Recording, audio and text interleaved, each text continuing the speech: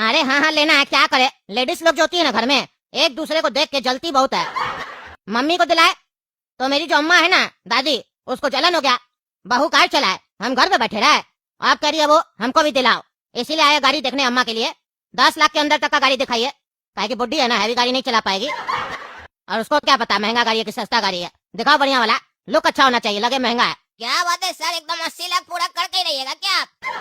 जैसे जैसे आपका घर में गाड़ी का डिमांड बढ़ रहा है, वैसे वैसे आप कम कीमत का गाड़ी ले रहे हैं सर। अरे फालतू बात मत करो, गाड़ी दिखाओ जल्दी। हाँ ये वाला गाड़ी बढ़िया है, ये वाला बुक करो, चलो। 1200 दीजिए सर। अरे बेटा दे दो 1200 दो। अरे सर इस बार आप सवाल जवाब नहीं किए। अरे यार तुम बोला जो है ब्रेक का तार नहीं लगाएगा, मर गए तो फिर दूसरा गाड़ी कैसे लेंगे? अरे सर दूसरा नहीं, चौथा गाड़ी, अभी तो तीसरा ले ही रहे आप। जब आपका चौथा होगा ना तभी चौथा गाड़ी लीजिएगा, आपका चौथा आपका बेटा उसी पे बनाएगा। अरे क्या बकवास करा, पैसा चाहिए कि नहीं? हाँ सर चाहिए, दीजिए। अरे वाह सर वाह, फिर से आ गया। आपका बाबूजी का चौथा है क्या, जो आप चौथा गाड़ी लेने आए हैं? अरे बाबूजी साथ में, फालतू बात मत करो, नहीं तो दूसरा शोरूम से ले लेंगे। अरे सर बुरा मत मानिए, मजाक कर रहे थे। उस दिन मेरा स्टाफ बोला था ना कि चौथा गाड़ी अपना बाबूजी का चौथा बार लीजिएगा, तो वही सोचे कि एक बार हम भी बोल देते हैं, कहीं मेरा बोलने का स्टाइल ज्यादा अच्छा लगे आप लोग को। अरे स्टाइल कम दो और 5 लाख के अंदर वाला गाड़ी दिखाओ। क्या बात है सर, इस बार 5 लाख का गाड़ी ले रहे हैं? आप कौन गाड़ी का डिमांड किया आपसे, आपकी पत्नी की है क्या? अरे नहीं, काम वाली के लिए ले रहे हैं, काम वाली आती नहीं है, बोलती है बारिश पड़ रहा है, बहाना बनाती है, एक दिन आती है 5 दिन नागा कर देती है, कहती है आपकी माँ तो खेत भी जाती है तो कार पे जाती है, हम लोग गरीब आदमी कैसे आएंगे इतना बारिश में या इतना धूप में, काले नहीं हो जाएंगे? हालांकि वो पहले से ही काली है, लेकिन कहती और काली हो जाएंगे। हमसे कह रही थी आप इतने पैसे वाले हैं, अगर आपके यहाँ काम करने वाला भी कार से आएगा तो आपका नाम बढ़ेगा। अगर वो नहीं आती है तो मेरी माँ और पत्नी को बर्तन साफ करना पड़ता है और घर का भी सफाई करना पड़ता है, इसीलिए उसको दिला रहे। क्या सोच है सर आपका, बड़ा पैसा वाला लगते हैं आप। काम वाली भी आपसे कार मांग रही था, 5 लाख का कार दिला रहे हैं। क्या सोच है सर आपका, मन कर रहा आपका गोड़ छू ले। अरे चुप करो तुम गाड़ी दिखाओ, और गाड़ी पापा ही के नाम से बुक होगा। अरे सर बाकी समय तो हमको समझ में आया कि आप अपना बाबूजी को, माँ को और दादी को कार दिलाना चाह रहे थे, तो आप अपने बाबूजी के नाम से कार लिए, और अपनी बाई को कार दिला रहे हैं तो भी बाबूजी के नाम से ले रहे हैं। क्या बात है, आपके पापा उसके भी पापा हैं क्या? अरे नहीं, जो मन मेरा बकवास मत करो, बाबूजी के नाम से दिला रहे इसलिए ताकि बाबूजी का नाम हो, हमको बाबूजी का नाम करना है। सब उनको फटीचर गरीब बोलता था, सबको पता चलना चाहिए मेरा बाबूजी अब सेठ हो गया, सेठ। चलो कार दिखाओ। अरे हाँ सर जरूर दिखाएंगे। आप तो हम भगवान से मना रहे हैं कि एक दिन आप अपना सेठ जी का शोरूम भी खरीद लीजिए। जब आप सेठ जी बन जाएंगे हम लोग के शोरूम का, तो सोचिए हम लोग के पास भी अपना एक कार होगा और आपके बाबूजी का कितना नाम होगा। बेटा 1200 दे दो, बच्चा को आया लेने। भाई साहब आप में से धनिया लाल कौन है? अरे भाई साहब धनिया लाल जी यहाँ लेटे हुए हैं। क्या ये धनिया लाल जी हैं? धनिया लाल जी मर गए? अरे हाँ मर गए। अरे भैया कैसे मरे? अरे सामने बेटा बैठा उससे पूछो। पापा कैसे मर गए? अरे क्या बताए, मेरे पापा को धनिया बहुत पसंद था, मम्मी दाल में धनिया डालना भूल गई, पापा को गुस्सा आया, बीपी बढ़ गया, मर गए, हार्ट अटैक हो गया, छोड़ के चले गए हमको, छोड़ के हमको बहुत तकलीफ हो रहा है।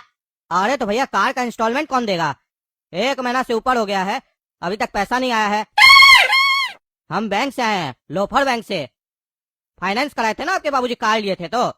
आपके बाबूजी के नाम से 4 गाड़ी है, सबका ईएमआई चल रहा है, पर एक का भी पैसा नहीं आया अभी तक, 1 महीना हो गया है। अरे यार यहाँ मेरा बाबूजी मर गया, तो हमको इंस्टॉलमेंट का पड़ा है, इंस्टॉलमेंट का पड़ा है, हमको नहीं पता कुछ भी, मेरा बाबूजी क्या लिया क्या नहीं लिया, मेरा बाबूजी मर गया, बात खत्म, कोई इंस्टॉलमेंट नहीं जाएगा, जाओ ऐसे जाओ। अरे सर ऐसे गुस्सा से मत बात कीजिए, कैसे नहीं इंस्टॉलमेंट जाएगा? आपके बाबूजी कार लिए हैं, पैसा लिए हम लोग से, लोन लिए हैं, इंस्टॉलमेंट तो देना पड़ेगा, नहीं तो कार उठाएंगे। कार कहाँ है बताइए, कार ले जाएंगे। अरे कार वार नहीं है, कार तुमको हाँ दिख रहा कहीं बाहर में कार तुमको? मेरा बाबूजी मर गया, तुमको कार चाहिए?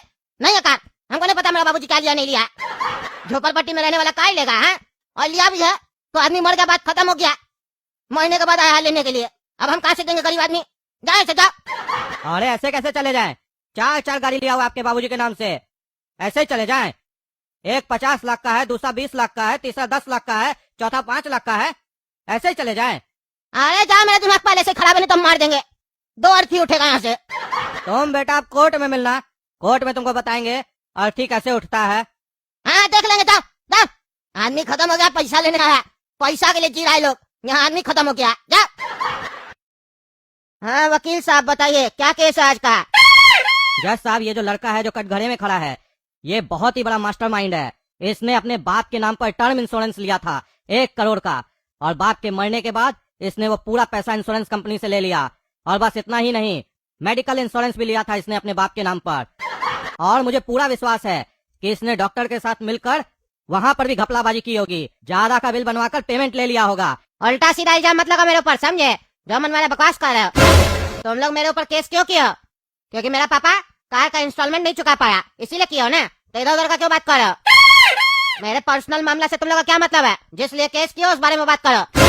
समझा दीजिए जज साहब इसको, फालतू का बात करके कोर्ट का समय बर्बाद कर रहा है। ओह, तुमको मेरा समय का कदर है, धन्यवाद। हमको अच्छा लगता है जिसको मेरा समय का कदर होता है। लेकिन बेटा थोड़ा सा शांति रखो, अभी हमको मजा आ रहा है अपना समय खराब करने में। थोड़ा सा समय बर्बाद हो रहा है मेरा, लेकिन हमको ज्ञान मिल रहा है। हमको ज्ञान मिलता है ना तो हम अपना समय बर्बाद करते हैं। हम भी तो देखे तुम कितना बड़ा मास्टरमाइंड है। वकील साहब बोल रहे तुम मास्टरमाइंड है। मास्टरमाइंड लोग के बारे में जानना हमको अच्छा लगता है, नया नया बात पता चलता है ना, मेरा भी दिमाग बढ़ता है। हमको अपना दिमाग बढ़ाने दो, बीच में मत बोलो। खाली अकेले अकेले तेज बन के घूम रहे हो तुम मार्केट में, हम लोग बुड़बक रह जाए। हम लोग को भी मास्टरमाइंड बोलेगा तब सब कोई। हाँ वकील साहब कंटिन्यू कीजिए। तो जैसा कि जज साहब मैंने बताया कि ये बहुत बड़ा मास्टरमाइंड है, टर्म इंश्योरेंस का पैसा खा गया है, और मुझे पूरा यकीन है कि मेडिकल इंश्योरेंस का भी इसने पैसा खाया है। और जहाँ तक बात है, ये सब बात मैं क्यों बता रहा हूँ आपको, तो आपको तो पता ही होगा जज साहब। पहले मैं इनका कैरेक्टर आपके सामने ला रहा हूँ कि ये किस तरीके का कार्टून है। अब मैं आता हूँ मेन मुद्दे पर। इसने अपने बाप के नाम पर 4 गाड़ी ली थी शोरूम से, और सारी गाड़ियों की डाउन पेमेंट करके इंस्टॉलमेंट बंधवाई थी, पर एक भी इंस्टॉलमेंट इसने या इसके बाप ने पे नहीं की। मुझे तो पूरा यकीन है कि इसे पता था कि इसका बाप मरने वाला है, इसीलिए इसने जानबूझकर सारी गाड़ियां अपने बाप के नाम पर ली, ताकि अगर बाप मर गया तो उसके बाद ये कंपनी को यही कहेगा कि पिताजी मर गए, अब मैं क्या करूं। आपको पता है जज साहब, जब इसके यहाँ लोफर बैंक से एक आदमी गया पैसे की इंस्टॉलमेंट के लिए बात करने के लिए, तो वहाँ इस लड़के ने उस बैंक के एम्प्लॉय के साथ बदतमीजी की, कहा तुमको जो करना कर लो, कोर्ट में देख लेंगे। और इसके पास एक भी गाड़ी नहीं थी, सारी गाड़ी बेचकर पैसा खा गया होगा। अरे बाप रे वकील साहब, केस तो हम समझ गए, ये तो सही में मास्टरमाइंड निकला रे। क्या बात है रे बेटा, इतना बड़ा तुम मास्टरमाइंड निकल गया, क्या दिमाग लगाता है तुम लोग रे?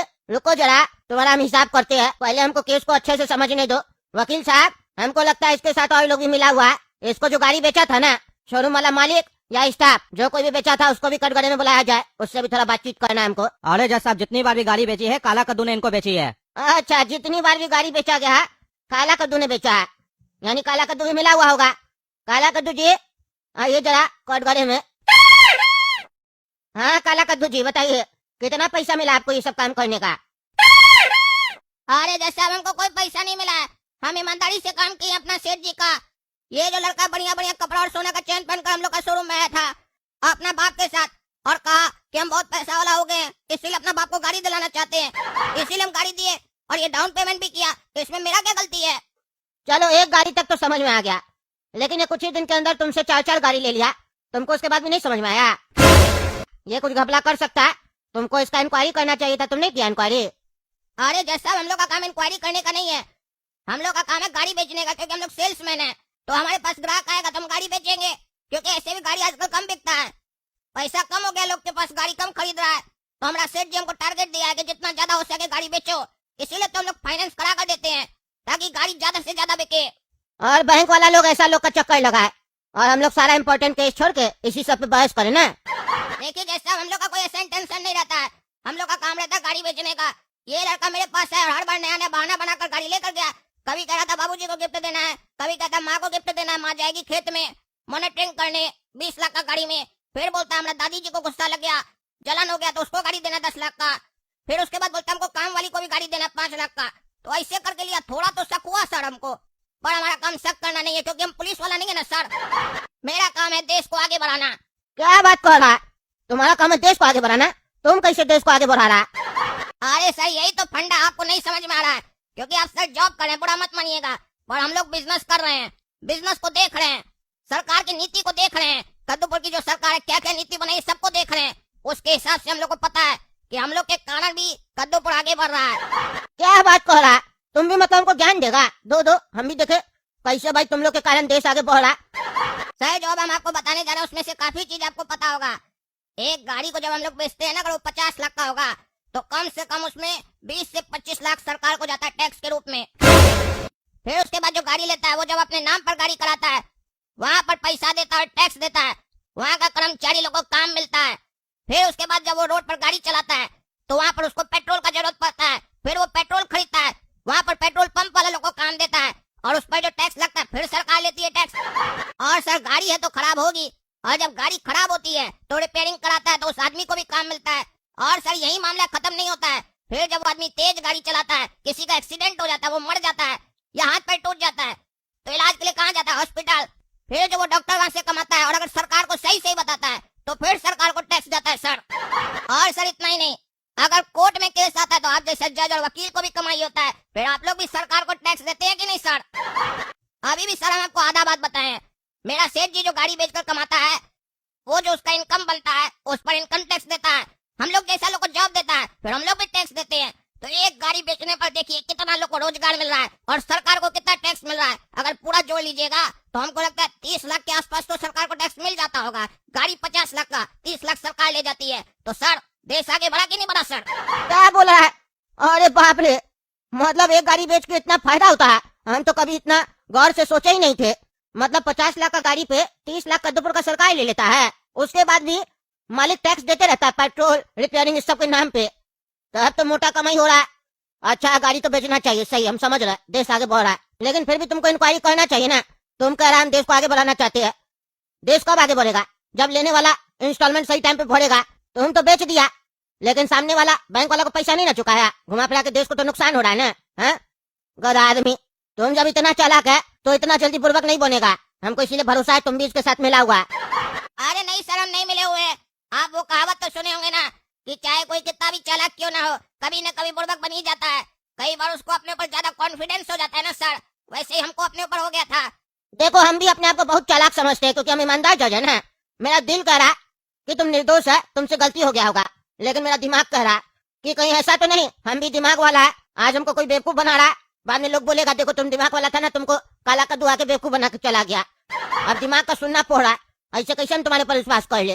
क्योंकि तुम झोपड़पट्टी में रहने वाला लड़का को इतना गाड़ी दे दिया, 80-90 लाख का गाड़ी दे दिया तुम, है ऐसे कैसे चलेगा? जांच तो तुम्हारा भी होगा, पर उससे पहले तो तुमसे बात होगा। रे तुम काय ले रहा था ये सब गाड़ी? हाँ काय ले रहा था? और तुम्हारे पिताजी के पास इतना पैसा कहाँ से आया जो इतना डाउन पेमेंट जमा कर रहा था तुम? अरे जज साहब हम थोड़ी ना लिए है, मेरे पिताजी काय लिए थे, वो तो हमको बस बोले बेटा काय लेने चलना है, चलो हमको बताना कौन सा ले। अब कहाँ से पैसा ले हमको नहीं पता, हो सकता है जमीन वमीन बेचे हो, और जमीन उनके पास था कि नहीं था ये भी हमको नहीं पता है। हमको बोले कार बताओ कौन सा अच्छा लगा, हम बता दिए, पूछ लीजिए इससे। हम इसको बोले क्या मेरे नाम से कार लेना है, बाबूजी के लिए लेना है, हम इसको बोले थे कि नहीं बोले थे? और आप देखिए मेरे ऊपर केस कर दिया और आप हमसे सवाल जवाब कर रहे हैं। हम निर्दोष है जैसा, हमको छोड़ दीजिए, गरीब आदमी हम। अरे जज साहब ये झूठ बोल रहा है। ये आकर शोरूम में बोला था कि हम बहुत पैसा वाला हो गए, अपना बाबूजी को आगे बढ़ाना है। मेरा बाबूजी बहुत गरीब था, उसको बहुत पैसा वाला बनाना है, इसीलिए गाड़ी दिला रहे हैं। आप बोल रहे हैं कि कार बाबूजी खरीदे और हमको नहीं पता कि जमीन बेचकर खरीदे कि कैसे खरीदे। सर ये झूठा 1 नंबर का। हमको तो लगता है कहीं से लोन लिया होगा और उसी लोन से गाड़ी खरीदा होगा। बहुत चालू आदमी हमको लग रहा है ये। ए भाई तुम मेरे साथ आना तो कैबिन में। देखो रे बाबू हमको पता है तुम गलत काम किया है, होशियार बन रहा है, इसीलिए हम तुमको कैबिन में बुलाए, समझे? तुम्हारे ऊपर बड़ा केस हो सकता है, ज्यादा दिन के लिए अंदर चले जाओगे, समझे? इतना बड़ा घपला की हो सबको नजर आ रहा है, 2 मिनट नहीं लगेगा तुम्हारा झूठ साबित करने में, समझे? होशियार मत बनो। हम तुमको यहाँ इसलिए बुलाए है, अगर 2-4 लाख रुपया देके बचना चाहते हो तो दे दो, छोड़ देंगे, क्योंकि हमको सब समझ में आ रहा है तुम अपना पिताजी को मारा है ताकि तुमको पैसा का कमाई हो जाए। ये सब मेरे सामने मत करना एक्टिंग, समझे? क्या बोल रहे हो? क्या है फैसला तुम्हारा? जल्दी बोलो, 2-4 लाख रुपया देके छूटना है या अंदर जाना है जीवन भर के लिए? अरे जज साहब आप सही बोल रहे हैं, अगर 2-4 लाख रुपया देंगे आपको तो आप हमको छोड़ दीजिएगा, केस बंद हो जाएगा। अरे ऐसे कैसे, ऐसे कैसे 2-4 लाख रुपया? 2-4 लाख बोले तो तुम 2-4 लाख ही समझ लिए क्या? पहले तुम बताओ कैसे कैसे तुम स्कैम किया और कमाई किया, फिर उसके हिसाब से बताएंगे 2-4 लाख लगेगा या 5-6 लाख लगेगा, फिर छोड़ेंगे तुमको। और जल्दी बताओ, 1 मिनट का समय है, नहीं तो फिर सजा सुना देंगे। अरे जज साहब हम सोशल मीडिया बहुत देखते हैं ना, उसमें कहता था हेल्थ इंश्योरेंस ले लीजिए अच्छा रहेगा, और मेरे बाबूजी का तबीयत हमेशा खराब रहता था, हम इसीलिए उनके नाम से हेल्थ इंश्योरेंस ले लिए। और हमको कोई जॉब वॉब लग नहीं रहा था, नौकरी था नहीं मेरे पास, और मेरा बाप हमको कुछ भी कमा के नहीं दिया था, संपत्ति नहीं था उसका कुछ भी, एक छोटा सा जमीन था वो भी गाँव में। अब हम क्या करते, जीवन भर क्या कटोरा लेके भीख मांगते? तभी 1 साल पहले मेरे दिमाग में एक आइडिया आया हम अपने पिताजी के नाम पे टर्म इंश्योरेंस ले लिए और हेल्थ इंश्योरेंस ले लिए। और फिर उसके बाद हम मूवी सब देखते थे ना, उसमें स्कैम सब होता था। फिर मेरे दिमाग में एक आइडिया आया, हम भी तो स्कैम कर सकते हैं। सिर्फ करोड़पति लोग देश छोड़ के भाग रहा है स्कैम करके, हम भी तो स्कैम कर सकते हैं। गरीब है तो क्या हुआ। फिर हम अपना दिमाग लगाए, सारा दिन यही सोचते थे हम कि कैसे स्कैम करे, नया कोई आइडिया मिल जाए। फिर मेरे दिमाग में एक आइडिया आया, हम अपने पिताजी का जो जमीन नहीं था गाँव में, उसको गिरवी रख दिए और बैंक से लोन ले लिए। और जो पैसा मिला उससे जाके शोरूम में कार ले लिए, डाउन पेमेंट कर दिए उसी से। और सारा गाड़ी अपना पापा के नाम पे लिए। और फिर एक गाड़ी लेके उसको बेच देते थे और दूसरे दिन जाके दूसरा गाड़ी ले लेते थे। ऐसे करते करते 4 गाड़ी लिए और चारों बेच दिए। मेरे पास मोटा पैसा जमा हो गया। फिर हम सोचे पैसा तो मिल गया, लेकिन बाबूजी का तबीयत सही नहीं हो रहा, अगर इलाज कराएंगे तो सारा पैसा डॉक्टर लोग ले लेगा, उससे अच्छा पापा का दवा बंद कर दो। ऐसे ही पापा बोलते थे जिंदगी में मजा नहीं आ रहा। पापा गुजर गए, हम दवा बंद कर दिए तो फिर सारा पैसा मेरा हो गया ना। अब बताइए कितना लीजिएगा? 2-4 लाख रुपया ले लीजिए, गरीब आदमी छोड़ दीजिए। क्योंकि सर ज्यादा नहीं कमाए हम, लगभग 1-1.25 करोड़ रुपया हम कमाए हैं और थोड़ा मेरा खर्च भी हो गया। अगर सब आपको दे देंगे तो हम कहाँ जाएंगे? इतना दिमाग लगाया, कुछ तो फायदा होना चाहिए ना। लेकिन सर चिंता नहीं कीजिए आप, पहले पैसा नहीं था तो इतना बड़ा स्कैम किए ना, अब तो पैसा है मेरे पास। अब सोचिए कितना बड़ा स्कैम करेंगे हम। अगला अरबपति कद्दूपुर का हम ही होंगे जो सबसे बड़ा स्कैम करेगा और कद्दूपुर छोड़ के चला जाएगा, लेकिन जाने से पहले आपको कमीशन दे के जाएगा आपका। अरे वाह, धन्यवाद धन्यवाद, बस यही तो चाहिए था हमको। चलो चलो, हमको सब सच बता दिया ये लड़का, हम सब सच बता दिए जज साहब को। अब ये केस डिसमिस हो जाएगा, देख लेना। तुम लोग को कहे थे ना कोर्ट में देख लेंगे, परेशान करके रखे थे। सुनाइए जज साहब अपना फैसला। हाँ बाबू हम सुना रहे, खड़े रहो। देखिए ये लड़का अभी हमको सब सच्चाई बता है, कैसे कैसे स्कैम किया। अरे जज साहब स्कैम कहाँ बोले, हम तो ये नहीं बताया आपको कि हम ईमानदार है। अरे चुप रहा तुम, ईमानदार हम है, ईमानदार जज के कोर्ट में खड़ा है तुम, बेईमान जज के कोर्ट में नहीं खड़ा जो समय लेगा फैसला लेने में। हम 1 दिन में फैसला लेते हैं। पैसा खाने के लिए यहाँ कुर्सी पे बैठे हैं, न्याय देने के लिए बैठे हैं जनता को। अभी तुम्हारा न्याय होगा और न्याय का मतलब होता है जितना जल्दी हो सके जल्दी न्याय मिलेगा सबको। ये लड़का कहता है इसको स्कैम करने में मजा आता है, मूर्ख बनाने में। स्कैम मतलब मूर्ख हुआ ना। कहता है बहुत बड़ा स्कैम करके देश छोड़ के भाग जाएगा। इसको स्कैम करके भागना है ना, भागना चाहता है, इसको हम लोग भगाएंगे। एक काम किया जाए, इमलीपुर का बॉर्डर के सामने एक बैल के साथ इसको बांध दिया जाए, फिर बैल इसको जहाँ ले जाएगा वहाँ ही चला जाएगा। फिर वहाँ का आर्मी इसके साथ अपने अच्छा ट्रीटमेंट करेगा। ले जाओ इस पगलेट को, ले जाओ। अरे जैसा छोड़ दीजिए, माफ कर दीजिए। जब ध्यान से भागना है तुमको, भागो। और इसका जितना भी संपत्ति और पैसा है सब सीज किया जाए और जिसका जिसका उसको वापस लौटाया जाए। और जिस डॉक्टर के साथ ये मिली भगत किया था, पैसा कमाया था, उसको भी अंदर किया जाए।